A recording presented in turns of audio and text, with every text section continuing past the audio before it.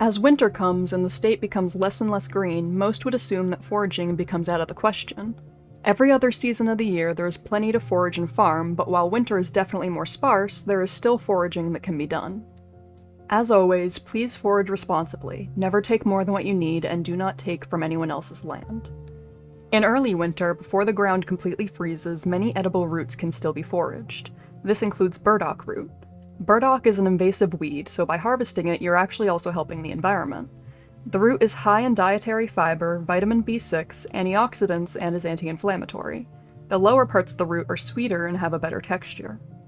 Once foraged and scrubbed clean, these roots can either be eaten raw or prepared in a variety of recipes. Many slice and roast them, but they can also be made into tea. There are plenty of recipes that can be found online.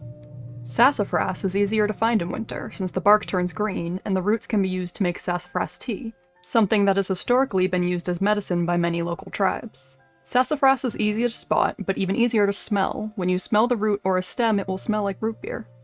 When you harvest it, only harvest smaller roots as far from the tree as possible, and do not harvest many from any single tree. You can seriously damage a tree by doing so. The root, after being thoroughly cleaned and peeled, can be boiled in water to create tea. You can add things such as cinnamon, berries, or other flavors to create your own drink, and it tastes very good sweetened with honey. Spicebush is a native plant that is pretty abundant, and while most people eat the fruit in late summer, the winter twigs also hold enough flavor to be used as flavoring in something like a stew or made into a tea. They taste citrusy, with a little bit of spice. These are obviously not full tutorials on the harvesting and preparing of these plants, but if you would like a more in-depth video on any of them, please mention it in the comments.